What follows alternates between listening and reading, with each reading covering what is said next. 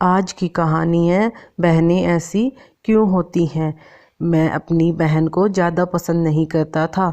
उसकी शादी हो चुकी थी लेकिन मैं कभी उसके घर नहीं गया। बस माता पिता ही उससे मिलने जाते थे। मुझे पता भी नहीं था कि वह किस हाल में है। वह कभी कभी मायके आती तो जाते समय मेरी माँ उसे घर का कुछ सामान भी दे देती। यह बात मेरी पत्नी को बिल्कुल पसंद नहीं थी। जब भी मेरी माँ ऐसा करती मेरी पत्नी आकर मुझसे उसकी शिकायत करने लगती कि तुम्हारी बहन को तुम्हारी माँ घर का सारा राशन दे देती है, उसे कभी खाली हाथ नहीं जाने देती, कब कुछ न कुछ ज़रूर देकर रहती है। तुम अपनी माँ को बता दो, यह सब नहीं चलेगा। पत्नी की बातें सुन सुनकर मुझे भी गुस्सा आ गया। मैं माँ के पास गया और कहा, माँ यह सब क्या है। जब भी बहन घर आती है तुम कभी साबुन तो कभी चावल और कभी दाल का थैला उसे पकड़ा देती हो। तुम मेरी कमाई ऐसे दूसरों पर लुटाओगी तो मैं भी तुम्हें घर से निकाल दूंगा। मेरी और मेरी माँ की बातें मेरी बहन सुन लेती है और वह कुछ नहीं कहती। फिर 1 घंटे बाद मेरे कमरे में आती है और मुझसे कहती है, भाई ज़रा रिक्शा ला दोगे, मुझे अपने घर जाना है।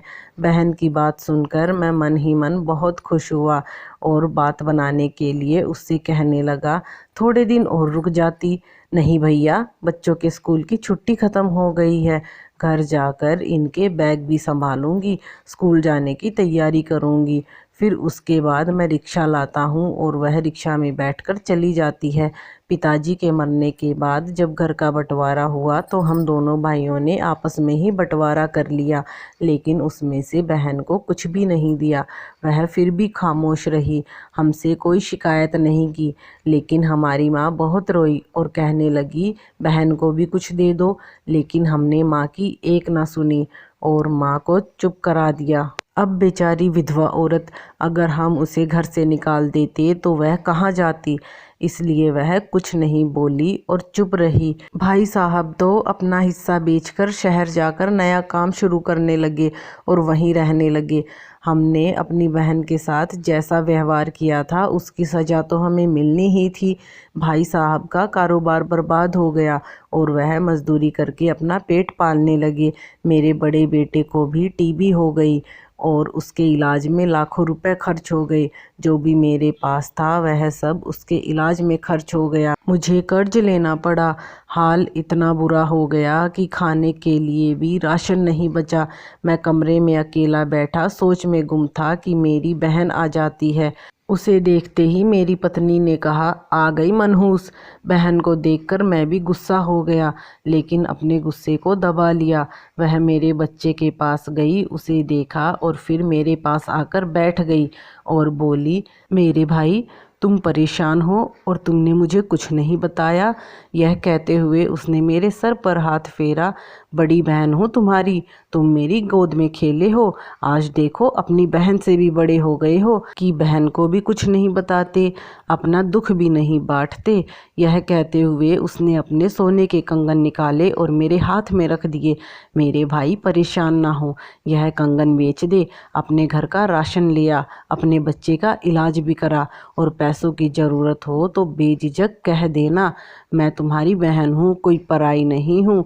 मैं तुझे इस हालत में नहीं देख सकती। और हाँ, जाकर नाई से अपनी दाढ़ी भी बनवा लेना, देख कितनी बढ़ गई है।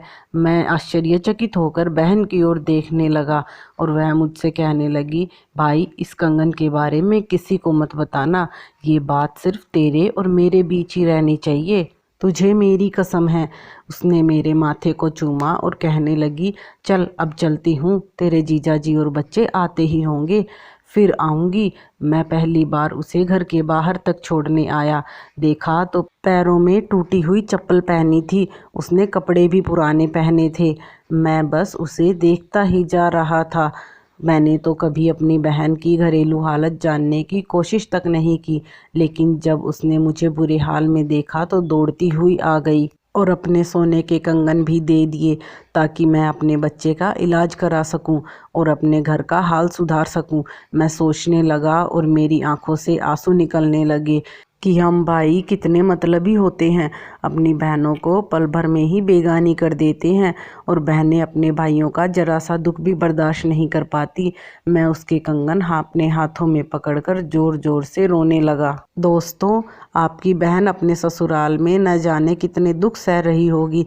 कुछ समय उसके पास बैठकर उसका हालचाल जानने की कोशिश भी करें।